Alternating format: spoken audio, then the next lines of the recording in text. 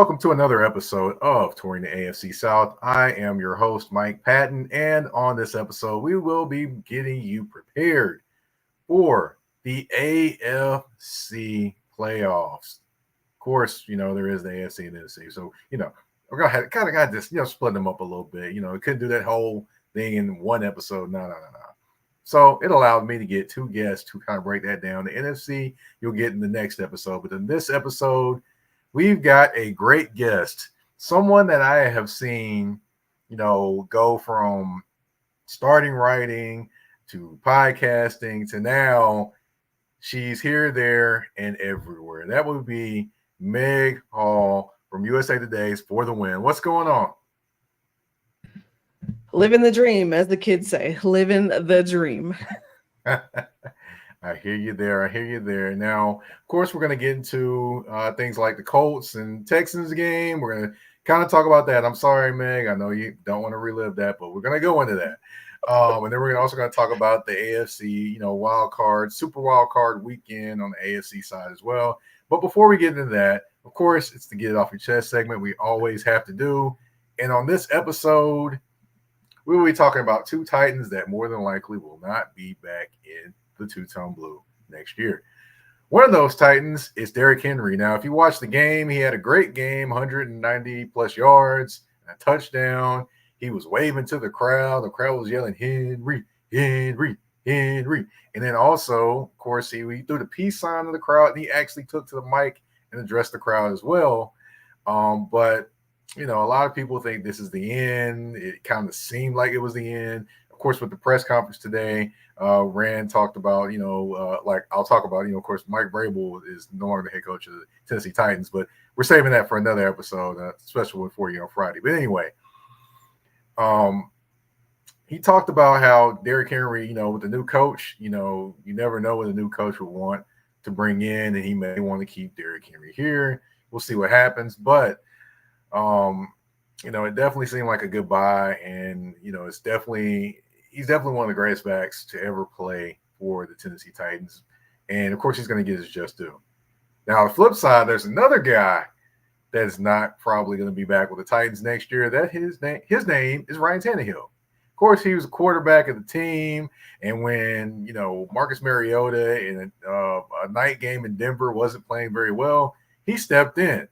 And then the next game he started, and then the Titans went to the AFC Championship game. They got a number one seed with him being a quarterback, all those different things. However, a lot of people thought they won in spite of him. But if you watch the games, the guy did make some plays. The guy did, do some things in terms of being a leader. And it wasn't all bad as some would make you think. You have people saying they should have got rid of Tannehill. They should have did this. They should have did that. Well, honestly, that wasn't the only issue of the team, if you thought that was the issue. He did make plays. I think some people don't give him his just due. He was a solid quarterback. He helped the Titans get somewhere that they hadn't been in a long time, which is on the cusp of being to a Super Bowl.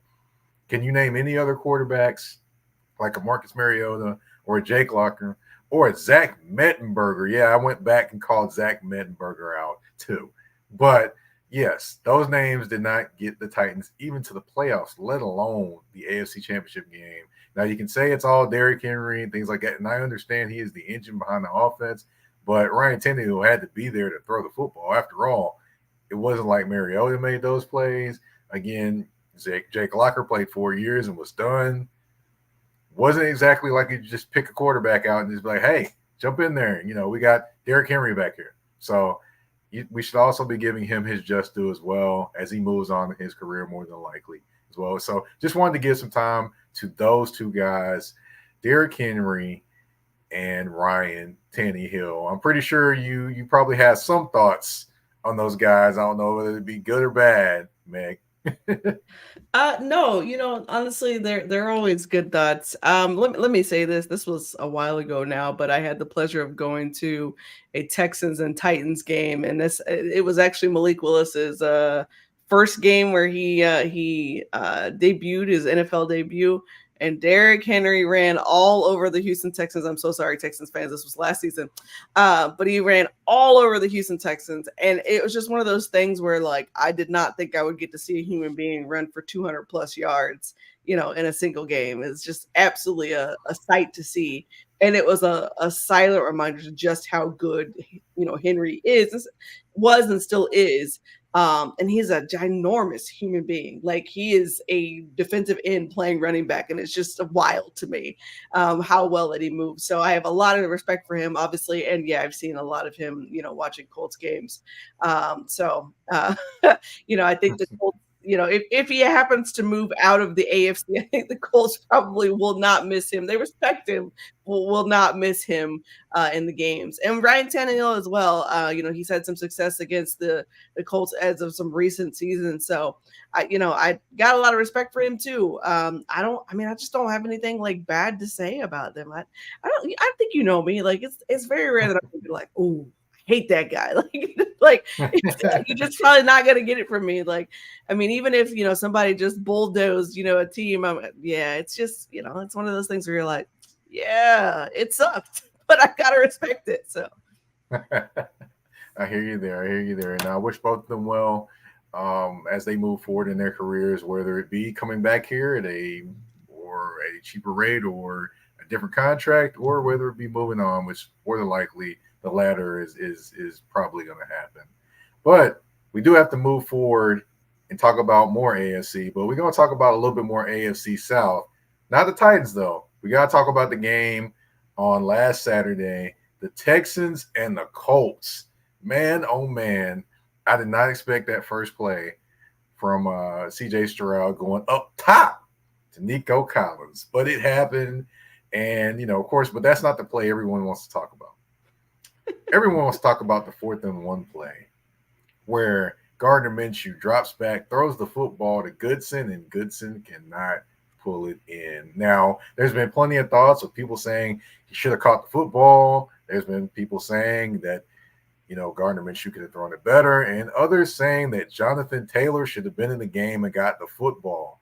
What are your overall thoughts on that 4th down play, Meg? yeah, so I want to go back just a little bit about that CJ Stroud first play. So let me say this: CJ Stroud has been playing lights out, so I was not shocked in the least bit. Also, you got to give credit to the fact that you're dealing with a very, very young secondary, a bunch of rookies who are also missing their trusted literal safety, Julian Blackmon, who's on IR. So yeah, to see Nico Collins out there, like, burning Juju Brents, it's like, yep, kind of expected it to happen. Now, one play, no, but it was like, oh, well, all right, here we are. So I just had to kind of give a little bit of context to that, because people were going crazy, and I'm like, you do realize, like, these are like rookies out here, right, against this veteran wide receiver. And yeah, CJ Stroud makes a dime play and Nico Collins comes out with it, but it's like, yeah, little context here. All right, so the 4th down play. Let me say this: there is not a scenario in which I would have thought in my mind for the chance to go to a playoffs that it would be Gardner Minshew to a former practice squad running back. That's no slight to Tyler Goodson, because he actually is a very good player. But in my mind, I just said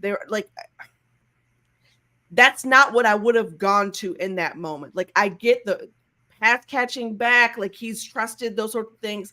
But the season's on the line, and you have Jonathan Taylor, you have Kylan Granson who could have caught that. You have Alec Pierce who couldn't bring down a ball all game. Like, there's somebody though who has a little bit more experience in catching those balls. I think I don't necessarily blame Gardner for the ball. It could have been a little bit better, as you alluded, but I don't blame Goodson either. The guys played 7 snaps before that play, and you threw him in, and that's it. Like, he was just expected to come up with it. So I feel like it was almost an impossible situation. But honestly, I'm going to go back a little bit. I think if you actually do what you're supposed to, you're never in the situation to put down your backup quarterback with running back number 8, for the year. If you do what you're supposed to in the game, you're never even getting that situation, right?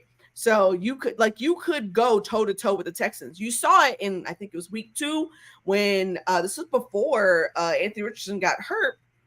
But I mean, the Colts were up 21-0. Like it was rough early. Then they went up like 31-10, I think, or something of that nature. I might be off for a little bit on the score, but it was a pretty wide margin before CJ Stroud kind of came back, found his rhythm, and those sorts of things.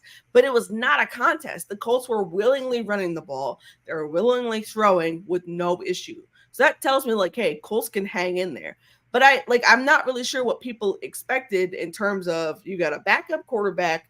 We're down to multiple running backs at this point because JT also was hurt.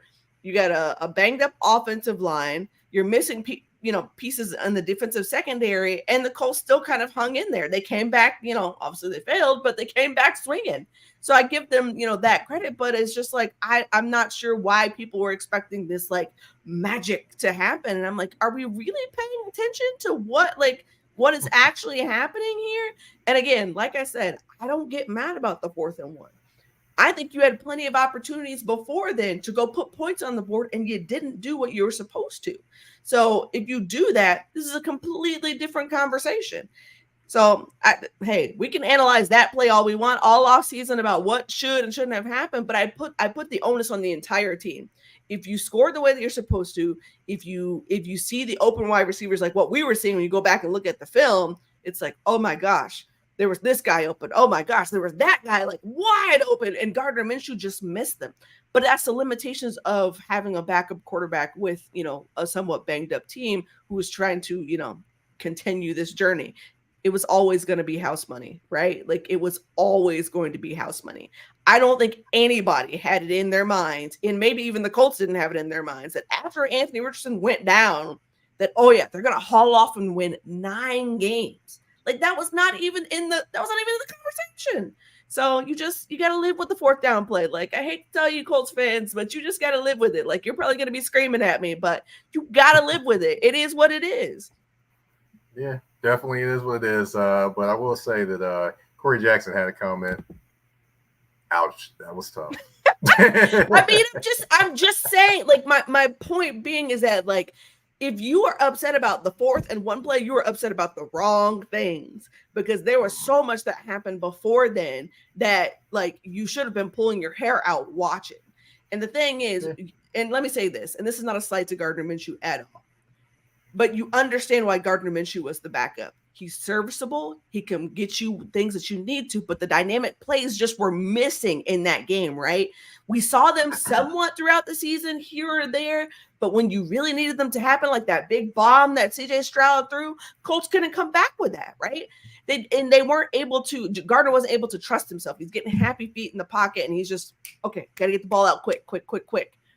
And that ultimately ended up being the Achilles heel for the Colts. So you just, again, if you know the situation, like you can't be mad at that. Like you can be like, ooh, would have did something else, but like to be mad and upset about it, man. All right. And of course, Chris Jackson chimes in and says facts. So, my guy, what's up, Chris? So, there definitely a lot of lanes and avenues, but I enjoy the comment of saying there was plenty of other things that they could have done to win that game, because I tell this to people all the time when they blame the referees for the way they lost the game. I'm like, look, did you see that play where he dropped the pass? Do you see that play where he missed this? Do you see this play? Those plays cost you the game too, not this one play, those plays. But, I digress. The Colts, like you said, they were playing with house money this year. Of course, for the backup quarterback, who would have expected that Gardner Minshew would lead them closer to the brink of the playoffs? But it happened. Didn't make it, of course, obviously. But, hey, still a successful season. What do you think they need to look for going into the offseason with this team? Yeah. I think for sure there's a couple things. You got to re-sign your priority guys, right? Like they've got several free agents that are going to probably give Michael Pittman Jr. Yeah, some palpitations if it doesn't happen. For sure, you got to bring back Michael Pittman Jr. I think obviously he's going to test the market to see like, hey, what is even, a correct price for me? But I think ultimately the Colts will bring him back. Like I can't see a world in which Chris Ballard's like, oh yeah, we're just going to let that guy walk. So definitely bring him back. I think for them, for sure, you need some more secondary help. You got to get folks healthy. Like this rookie draft class that Chris Ballard had, like, I mean, immediately Daniel Scott goes down, Evan Hull goes down. Like it just people you were depending on. So get healthy. That's the first thing. But secondly, like, yeah, you got to get some help in the secondary. I think for them, it's all about, okay, how can we build upon the things that we did see with Anthony Richardson, right? Because he showed some promise there. But it's gonna, in my opinion, it's gotta be like he's a rookie all over again. So you got to be patient with this guy and get him some help. And that includes improving the stock of Alec Pierce, right? Like his stock definitely took a hit with Gardner Minshew at quarterback this season. So you get him going, you get MPJ and Downs. Like, I think you're fine there. I would not be shocked to see the Colts continue to till that wide receiver room, though. And for the love of all that is holy, find a tight end that can stay healthy. It was so disheartening to see Will Mallory get hurt, to see Jelani Woods get hurt and be out for the rest of the season. And then again, Mo Alley Cox, you want him to be the guy, but he's just a big body out there sometimes. And it's just disappointing because you're like, the guy has the chops, but has been underwhelming. So they have a lot, I think, on both ends of the ball to clean up. But main thing is, can you just get healthy? I think if the Colts are healthy, this is a much different conversation about what they can do. But I will say this, and you didn't ask me for this, but I'm going to give it to you anyways. The other thing is, yeah, get behind Shane Steichen. I think that culture change is something that you're seeing, right? The exit interviews just recently happened, and DeForest Buckner made a really good comment about how last season the vibe was not that way. It was not the accountability vibe. You felt like guys were just out there like playing. Now it's all about, okay, we hate that the season ended early. We're ready to come back and we want to execute. I think Shane Steichen has them believing and he has them accountable for their things. It's not going to be perfect, of course, but I think you got to get behind Shane Steichen and what he's trying to build in Indy. Yeah, you definitely do. And I will say about MPJ, you definitely helped your team get to the brink of the playoffs with your excellent play. But my guy, you got to show up a little bit more in the big game, man. That's just my thinking. You got to find a way to show up. And, I know you said Alec Pierce, his stock suffered with Gardner Minshew a little bit, but I'm starting to believe that Alec Pierce might have a little case of the Stoneheads. I'm starting to believe it every time I see him. But, I'm starting to. We'll have to leave that for a whole nother episode. I'll have to do a deep dive on Alec Pierce. But I'll say this. I think it was. I think you got to give full credit to the Texans defense for neutralizing Michael Pittman Jr. there. But also, having Gardner Minshew is like, you don't. I say it all the time. You don't know what version of Gardner you're going to get from game to game. And I find myself like holding my breath from throw to throw, and I'm like, ooh, is that going to be picked? Ooh, are they going to come up with that? Because that's the kind of the backyard style of play that he has at times.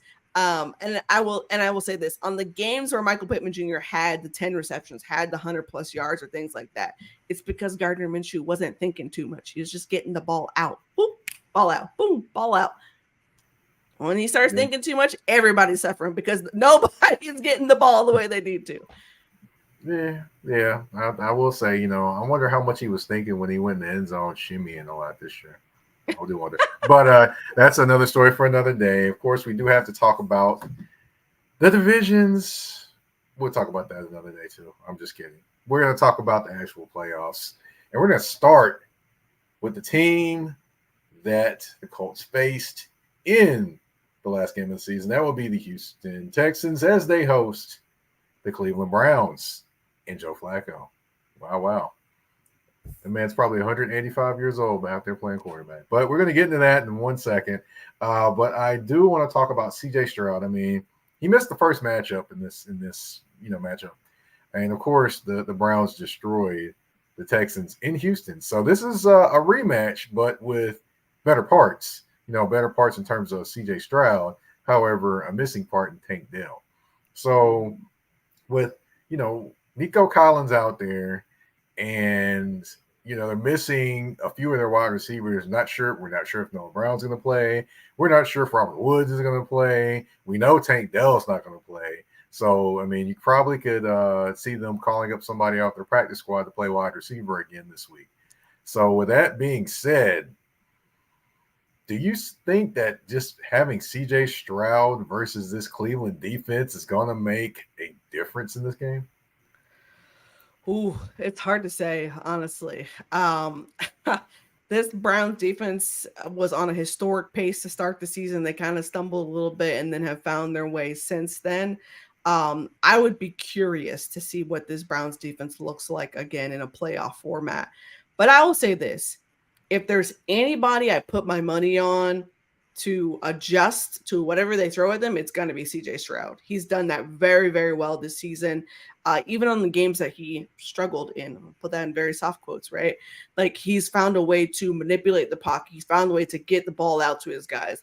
But this is really, really tough. And I think experience certainly matters in this juncture. So I feel like there'll probably be a little bit of nerves, jitters for the first playoff game. But I would not be shocked to see it be like a blow to, blow by blow sort of play in the second half of that game once the Texans get their jitters out. I think that if I'm Cleveland, I'm concerned. I'm definitely concerned because it doesn't matter what you throw at this kid. Like he has found a way to just, okay, cool. And, go around it. So I think that for them, they need to be more worried about see what CJ Stroud could potentially do. If I'm the Texans, they're feeling great. They just, punched their way to the playoffs. They're doing it, with or without their guys, and they believe in CJ Stroud. They believe in D'Amico Ryans. I think they're feeling, pretty good. I'm curious to see how they'll, what it'll look like from half to half. Yeah, they definitely came out rolling sevens a lot this year. So going forward, I would say that I like CJ in terms of I know CJ's his nickname more than likely. But I like to call him Cool Breeze because he's just cool back there, cool, smooth. He's almost like hey, I'm enjoying the vibes back here. Go ahead and do what y'all gonna do. I'm gonna do it. I'm gonna do it real smooth and easy. So I definitely do enjoy watching him play and just the ease that he plays quarterback. Now, on the opposite side, when we're speaking quarterback, this guy was halfway through the season sitting on his couch playing with his kids probably, and then all of a sudden he rolls out the bed and say, "Hey, I'm gonna be the quarterback for the Cleveland Browns, the team that used to be the team before the team I played for was the Ravens." So hey, there you go. So it's going to be interesting, but he's definitely played very well, I would say, and he's had a run before in the playoffs. Of course, he led the Ravens to the Super Bowl with his great play. Of course, it was a contract year during that time, but I digress. Mm-hmm. Do you think Flacco has another one of these runs in him? Woo.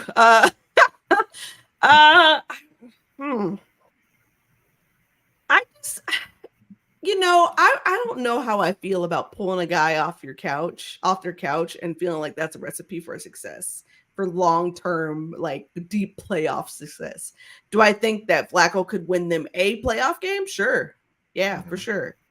But like another run in it, like I would be stunned, flabbergasted, baffled to see Joe Flacco like get out here and start winning some playoff games. That would be for the Cleveland Browns to pull that off. Like that would literally be like, hey, we really stepped in it with having Deshaun Watson, that massive contract. But we decided to just go out and find somebody who could probably do what he can do, and it worked. Like that's literally what's happening right now in real time. So I would just be stunned if they like hauled off and win that. Do I believe it? No, but hey, crazier things have happened, and it's NFL playoffs.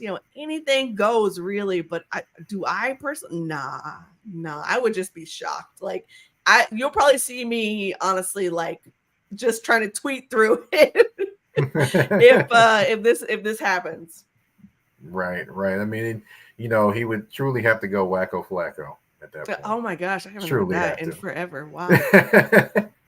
But of course, Houston gave up 227 yards rushing versus the Colts, and of course, the Browns like to run the football. So I think Mr. Ford and Hunt will definitely be looking at that defense, and as well as Cleveland's David Njoku will probably get a little bit of extra attention. But of course, Amari Cooper is definitely going to get a lot of attention. So in that game, Cleveland versus Houston, it's going to be interesting just to see which defenses are able to kind of bottle up each other's offense, or if it becomes a shootout. Definitely going to be interested in watching that one. If you had to pick real quickly who you have to pick for that game, if you had to pick for that game, who would you go with?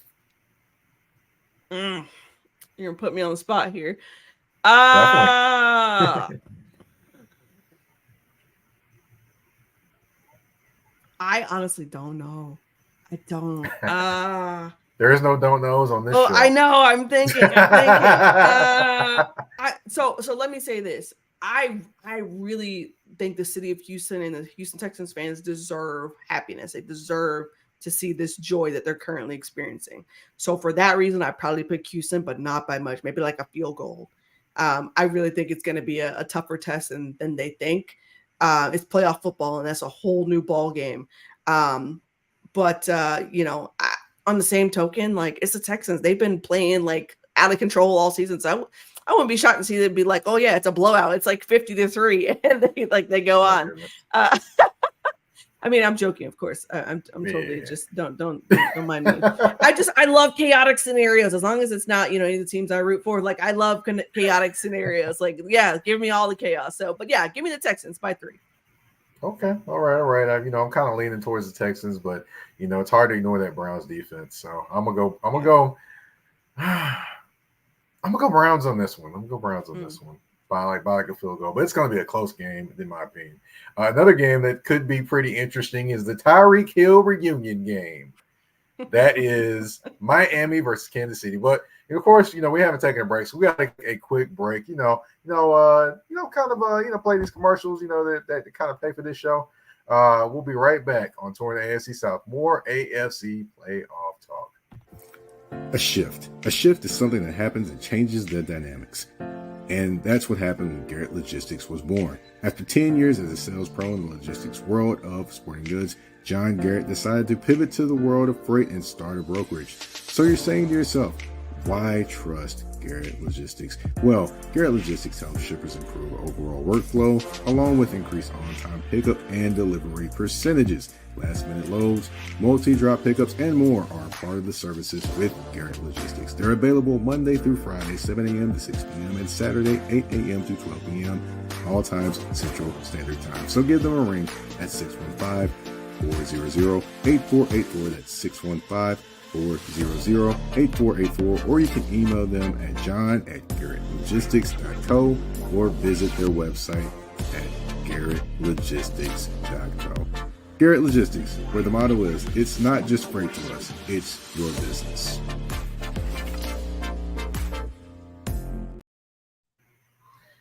Like I mentioned before the break, the Tyreek Hill reunion game. That is the Kansas City Chiefs hosting the Miami Football Dolphins, a.k.a. Football on Grass. Yeah, I played against a team that had a nickname called Football on Grass when I was in college. Very much true. That would be the Southeast Missouri state. What they were, what are they now? I can't remember what they are now, but SEMO, basically. Just look them up. Yeah. But anyway, let's get back to the situation at hand. And of course, it is a state in Missouri, so hey, I was right on the money. The best wide receiver on the field, like I mentioned, Tyreek Hill. He has a stiff matchup he's probably going to have against Mr. L'Jarius Sneed. Because, of course, L'Jarius Sneed is a pretty physical corner. Of course, he has penalties as well to go along with those being physical. But, hey, I digress. Now, for the Chiefs, I know they can't necessarily focus all on Tyreek Hill. They do have the Dolphins do have a dynamic running game. So how do you kind of expect them to kind of account for Tyreek Hill during this game? Do you expect some bracket coverage? Do you expect, throw a few things at him? And how do I know Miami's going to move him around everywhere. So it's going to be hard to kind of bracket him and do those different things while doing that. So what do you kind of expect Steve Spagnuolo to throw in? Oh, you got to get to Tua first, man. You got to get to Tua. Like, don't even let him throw the ball Tyreek Hill's way. Get to Tua first, fast, and early. Like, if there's something that you want to do, that you want to accomplish this game, is causing disruption, causing havoc. Because if the ball gets in Tyreek's hands, honestly, there's not very many people in the NFL who can cover him one-on-one. And even so, even if you throw help over there for Snead, like, it's just Tyreek Hill is going to do Tyreek Hill things. He's just that good. So in my opinion, it starts in the trenches. If you win the trenches, you can win the Tyreek Hill battle. You can keep the ball away from him. You can keep them, essentially off the field, get out of the third and longs or things like that. In my opinion, I always feel like that's where he does the damage. It's 3rd and 8, it's 3rd and 9, 3rd and 10, or whatever else, and they're not expecting Miami to convert, and then boop, there goes Tyreek Hill down the sidelines for 40 yards, and you're like, what just happened? Get off the field. Get off the field and go on about your business. Yeah, it's definitely going to be interesting just to see, one, how he does coming back to Arrowhead with a chance to eliminate the team he used to play for, and two, just the energy in the building. Of course, I would say some fans are probably going to boo him, which is going to be funny. I would expect some fans to probably boo him because he's going to do something that some fan is probably going to be like, well, why he do that? Why he do that to my team? But, you never know. He's been chatty, very chatty over the last several seasons about two of this and two of that. And, essentially slighting Patrick Mahomes any chance he gets. And so I would not be shocked to see the vibes be a little bit different. Do I expect him to get a fairly warm welcome? Yes, because I think Chiefs fans actually like Tyreek Hill. They appreciate him. They just don't like how much he's been chatting, over the last couple of seasons. Like, let it go, Tyreek. Like, it's been done. Like, just let it go. Move on, guy. He might try, but of course, just break the chapstick out this time, man. Because the other time he ain't break nothing out, and it looked like he'd been eating pot of donuts out there playing football. But that's a whole nother story for another day. You really can't control that in the cold weather. But anyway, of course, Kansas City does have their own incredible weapon. That would be Mr. Travis Kelce. He did sit out last week. That did break his streak of 1,000-yard seasons. But it's even incredible that we're even talking about a tight end with a streak of 1,000-yard seasons. But hey, we're talking about Travis Kelce. I'm sorry, Travis Kelce. I said Travis Hill. I don't know why I said Travis Hill. But anyway, the thing is with Miami, they do have a guy that's used to covering different types of players, whether it be tight ends, slot receivers, outside receivers, you name it, he has done it. That would be Mr. Jalen Ramsey. Do you expect Jalen to move around just a little bit more this game? Because I know they kind of been putting him on one side and Xavier Howard on the other side, and, not really mixing it up too much. But do you expect them to kind of pair him with Travis Kelce just a little bit more this game? That's a good question. I'm not honestly sure because I don't think Jalen Ramsey has looked as good as we know Jalen Ramsey can be in about 2 seasons. And that's no slight to him. I just think he's coming down out of that prime that we were so used to seeing from him. I think if this were in any other scenario, yeah, you put Jalen Ramsey on Travis Kelce and don't worry about it. Like, go on. But now it's very interesting that both are on the decline of their careers. That's probably a controversial statement, I guess. Just my thought. They're still effective. No slight to them. Still effective, but just not as prime as they were. I think that it'll be less about Jalen Ramsey covering Travis Kelce and more about can they account for Travis Kelce with the motion that Kansas City uses, right? A lot of the ways that they get Travis Kelce open is the different motions that they do and the routes that he runs. I think he does a lot of these short, quick, like turnarounds and just waits for Patrick, and Patrick usually zips the ball out or whatever else, and teams have to react that way. But the thing about it is, if you want to get to Travis Kelce, it takes a multi-team effort or multiplayer effort, excuse me. But yeah, it does start with Jalen Ramsey, but I don't think it'll be an only Jalen Ramsey thing. I think about it this way, and this is not necessarily a one-to-one, but it's the best example I got. Last season when they played the Chiefs, we were like, hey, Travis Kelce's going to do what he's going to do. And so is Patrick Mahomes. They're going to do what they're going to do, but it's, okay, can we just limit the damage? And that's where I'm at with Miami. Limit the damage that Travis Kelce is going to do. And that's what the Colts were able to do in that game. They put Kenny Moore on Travis Kelce and got him some help when he needed it. Same thing. You can put Jalen Ramsey over there, but just make sure he's got some help and be aware of where he is on the field. Like that's what I talk about all the time with defenses is communicate, yell, scream, I got ball, whatever, like screaming out there, yelling out there what you see, because otherwise the Chiefs are still really, really good when it comes to playoff football. They could stink it up in the regular season, as they have done now, where it's highly underwhelming football. And they get to the playoffs and it's just like, oh, yeah, we belong here. This is what we do. And so now they're churning out, 15, 20, 30, 45, yard runs and passes with, a bunch of guys that you have probably even never heard of if you are a Chiefs fan or if you are a football head like me, where you're like, excuse me, what's happening? It's what the Chiefs do. So they just have to be prepared for it. Right. And one thing also that both teams have to be prepared for is the running game. Now, the running game, Pacheco for the Kansas City Chiefs, he definitely runs hard. And if he gets in a straightaway at any point, he's probably going to be running as hard as any man in life. He's going to be running harder than Ricky and Boys in the Hood, basically. Of course, rest in peace to Ricky. He didn't make it. But, he's going to be running hard and pumping and things like that. But anyway, flip over to the other side. You have the 4x1 team in terms of a couple members of that team, and A-Chain and Raheem Mostert in the backfield. Of course, you throw in there Jeff Wilson Jr. He is definitely a part of that. So in terms of the running game for each team, which could decide the game, which one do you think is going to come through the most in this game, or it could be the most effective in this game? Oh, that's a good question.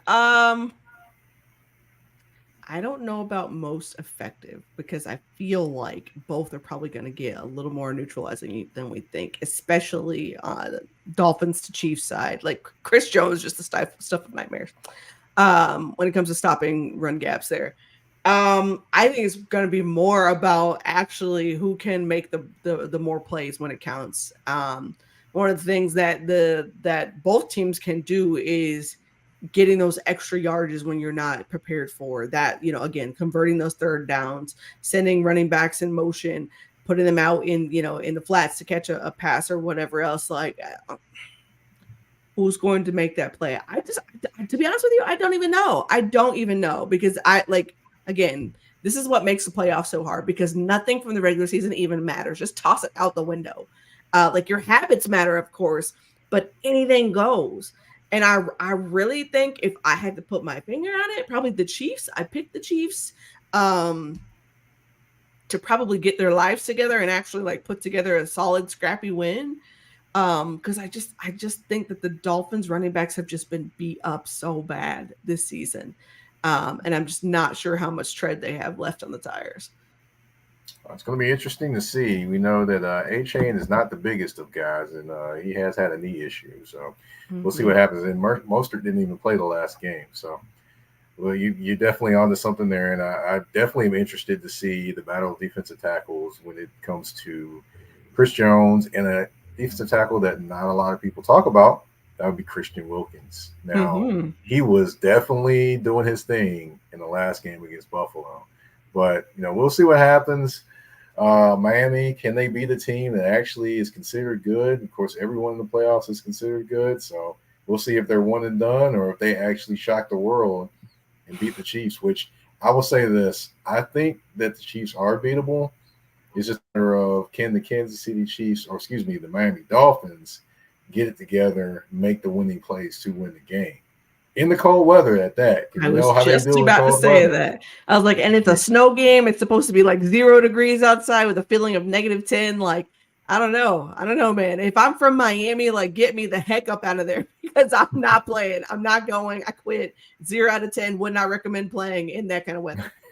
Either that or you praying for a dome to magically appear. But but of course the last game is certainly not the least. That would be the Pittsburgh Steelers, led by Mike Tomlin, he who never has a losing season. He is the MacGyver of the NFL. You give him anything, He's going to make it work, and it's going to be a above 500 record. He's going against Josh Allen, Mr. Hot Cold, and the Buffalo Bills. Now, I call him Mr. Hot Cold because, of course, if you saw the game, Josh Allen was hot in the first. He was cold in the first part of the game against the Miami Dolphins. Throwing an interception, and I didn't even see a guy within 10 yards of it where Eli Apple just dove and caught it. I thought he threw two. He threw a couple. Yeah, he threw a couple. Yeah. The first one was just egregious. I'm like, okay, he's throwing it to nobody. He's just throwing it, and Eli Apple's out there doing I guess he's doing drills out there, just dove and caught it. And I'm like, okay. I'm looking around like, okay, well, did he see like a flash of blue somewhere? I mean, I just didn't see it. But, of course, at the end of the game, he gets it together, makes the winning play, starts running the football. Yeah, I'm still kind of just like shaking my head with him running the football out. But, hey, that's what he does. That's what he wants to do. But they won the game. Good, bad, Josh Allen. What do you think Pittsburgh can do to kind of bring more of the bad Josh Allen out as opposed to the good Josh Allen? To be honest with you, I think they have their hands full. No TJ Watt, and you've got to figure it out from there. I just don't see a scenario in which I think the Pittsburgh Steelers go past this game. I think it would have to be a full-on Josh Allen implosion for it to happen. I've picked the Bills immediately. I picked the Bills in this game. And that's not because I feel like the Bills could just destroy them, but you've seen it happen with the Steelers earlier in the season when they were playing better defense and they just completely dropped games, just completely got hosed. You've got no Kenny Pickett. You were down to backup quarterbacks and a prayer. And I love Mike Tomlin, I think he's one of the better coaches in the NFL who, again, just the amount of success this dude has had, just mind blown. So he can rally men, he can lead men, he can get a team playing competitive. But I just think they're going to run out of gas. I think Mason Rudolph is starting. He's probably going to do something down the stretch that's probably just going to make you go, "What did I just see?" And that'll be the end of that. And that's no slight to the Steelers. Hey, I'm so sorry, Steelers fans. You might feel this way too, but I just don't see a scenario in which a beat up team like the Steelers is going to just make that much noise in the playoffs. We've seen it happen time and time again in the playoffs. Health matters, and then making the right plays when they count. That's two big things. And if you're not healthy, send prayers. Send players immediately because you're going to struggle. I think really, to your point, this is what version of Josh Allen are you going to get? I wrote about this, actually, shameless plug, wrote about this earlier in the season, is that the Bills know this, though, about Josh Allen. They know that he is so up and down. They have kind of sold into the fact that he's so up and down. They live with the what just happened, because they know he can make the dynamic plays when they need him to. So the problem is, can that happen now in the playoffs? The big issue that we've seen is, can Josh Allen do it consistently in the playoffs? And then can the Bills defense back him up? Remember that crazy Bills-Chiefs game from a couple seasons ago? It was toe-to-toe. It's Josh Allen. It's Patrick Mahomes. They're going. And then somebody, I don't know who, I can't remember now because it's 9:45 at night, but let's Travis Kelce go wiggle free. And that was the end of the game right there. And it was gut-wrenching to see because Josh Allen did what he was supposed to. So if Josh Allen does what he's supposed to in this game and the Bills defense backs him up, I see no problem with them, rolling through Pittsburgh. I don't expect it to be a blowout because I think Pittsburgh is going to have some heart, but I'm going to pick, Josh Allen and the Bills here. All right. Well, I didn't ask you who you picked between Miami and Kansas City. Well, I'm guessing you're going to pick Kansas City, right? Yeah, I'm going to pick Kansas City. It's okay. The weather for one. Oh my gosh. I'm just gonna take them, but I don't think it'll be pretty for Kansas City, but I think that they end up getting a playoff win there. All right, going back to of course now back to the Pittsburgh Buffalo game. We did talk about Josh Allen and definitely what he's got to do or can do. Of course, like you mentioned, TJ Watt is out. They do have Ali Highsmith, but do you see anyone else stepping up, like maybe a Casey Hayward stepping up, perhaps? You're just really giving me all the good questions today. To put it all on one guy, and Casey Hayward's great, but to put it all on one guy, like let me say this. I don't think people really realize how much TJ Watt does for that defense. That is the life and soul of that defense. They go as he goes. And not to mention, Minkah Fitzpatrick is gone. So, like, your two leaders are gone. And now it's like, okay, who's going to step up? Can I correct myself as well? Yeah. It's Cameron Hayward, not Casey Hayward. Like Casey Hayward, you were talking about. Yeah. Casey Hayward used to play for the Falcons, of course, and it's from Vanderbilt University. So There we go. No, I knew who you were talking about. I was like, he'll understand. No, I knew who you were talking about. I'm just not even sure. Like the one thing that we like have seen out of this Pittsburgh team all years, they just keep finding ways to like hang around. And that's great, but I think that's probably part of the frustration for Steelers fans is that like they want to go further, they want to go deeper, and there was even conversations even when Kenny Pickett was healthy about okay, what does this team look like in a playoff scenario? And so I'm not quite sure that they're going to have enough juice. I'm not even sure. And even if you go on the offensive side of the ball, like you're trusting Mason Rudolph to find your guys, you're trusting guys like Deontay Johnson to actually catch the football when it comes his way. Like it's things that all those little things that were like eating away at them in the season, they could come back to haunt you. So I'm not quite sure here. Okay, no, I just want to kind of educate everyone. Now that word that Meg used while she was talking about the Steelers, juice, that was actually a movie starring Omar Epps, who plenty say is the stunt double for Mike Tomlin. So just want to kind of, clear that up. That was a pun that she threw in on the slide. But anyway. I was like, somebody's going to catch this. Somebody's going to catch this little one. Sorry, Mike. I had to. Well, I had a few earlier. So, hey, I knew you had to match some. Every now and then, I'm good for one.